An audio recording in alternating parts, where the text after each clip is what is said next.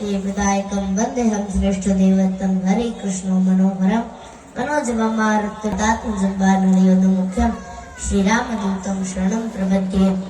આજે બગસરાના આંગણે આવા સુંદર મજાના રામનવમીના દિવસે ભવ્ય રામ જન્મોત્સવનું જ્યારે પર્વનું આયોજન થયું છે, તો કે આપણો હિન્દુ સમાજ એ કેવો છે, તો કે આપણા હિન્દુ સમાજનું મહત્વ છે કે કોઈની સામે હિન્દુ કોઈ ઝૂકે નહીં, માત્ર પોતાના ગુરુ અને પોતાના ભગવાન સિવાય બીજાને માને નહીં, એને જ હિન્દુ કહેવાય છે। એક નાનકડું બાળક હતું, એ રમતું હતું, એને કોકે પૂછ્યું કે ભાઈ તું હિન્દુ છો? એને કીધું હા તો બોલે હું તો હિન્દુ જ છું। પછી કીધું કે હિન્દુ કોને કહેવાય, હિન્દુ એટલે શું? ઓલો બાળક સ્તબ્ધ થઈ ગયો, એને રમતમાંથી રસ ઉડી ગયો। પછી સાંજે આવીને ભોજન કર્યું, ભોજનમાં કઈ મજા ન આવી। પછી સાંજે ભગવાનને પ્રાર્થના કરીને સૂતો, સુઈને એને એક સપનું આવ્યું અડધી રાત્રે।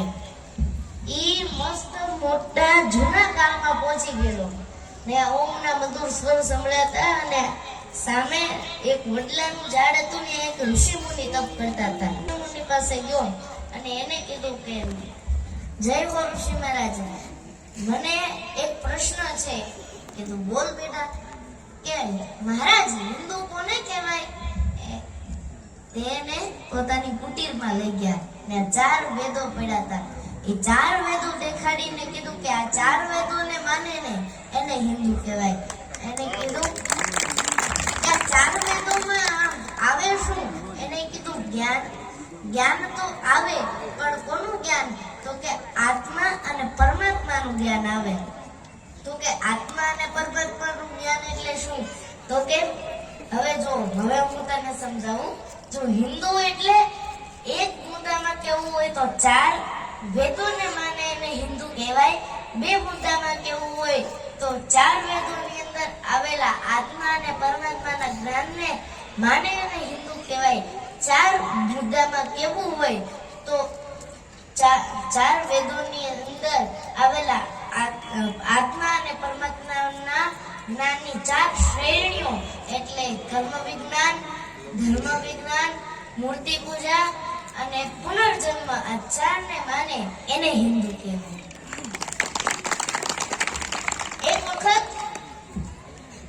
થાય છે એવું, આપણે બધા રામજીની પૂજા કરીએ છીએ, પણ હવે હું આજે તમને રામજીના જન્મની કથા કહું। થાય છે એવું કે સૂર્યવંશી વંશના મહાન રાજા દશરથ, અને દશરથ રાજાને 3 રાણીઓ સુમિત્રા, કૌશલ્યા અને કૈકેયી। અને 3 રાણીઓ કરવાનું કારણ શું? તો કે ગમે એમ કરીને પુત્ર થાય, અને હવે તો યુવાની પૂરી થવા આવી અને વૃદ્ધ થવામાં સમય થયો, એટલે થાય છે એવું કે દશરથ મહારાજને હવે ચિંતા થઈ કે શું હવે મારા પછી સૂર્યવંશ સમાપ્ત થઈ જશે? શું મારા પછી હું આ અવધને વારસદાર નહીં આપી શકું? આવી એમને ચિંતા થઈ, એટલે એ તરત પોતાના ગુરુ પાસે ગયા।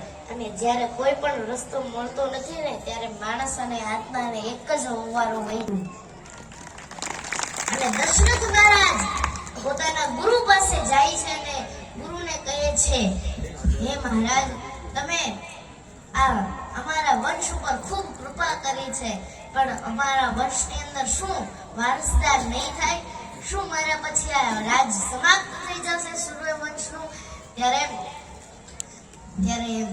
એમના ગુરુ એટલે કે ગુરુ વિશ્વામિત્રજીએ આશીર્વાદ આપ્યા કે જા દશરથ, તારે પુત્ર કામેષ્ઠી યજ્ઞ કરવો પડશે, અને જા તારે ત્યાં એક નહીં પણ 4 સંતાનો થશે, અને અલખનો ધણી સ્વયં પરમાત્મા તારે ત્યાં તારો દીકરો બનીને આવશે।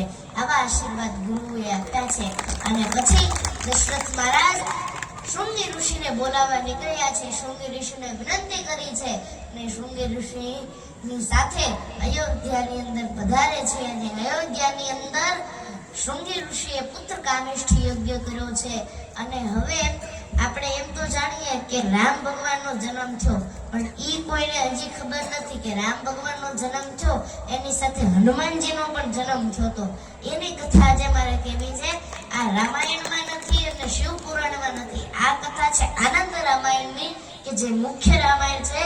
કઈ બાજુની તો કે દક્ષિણ રામાયણની આ કથા છે કે જ્યારે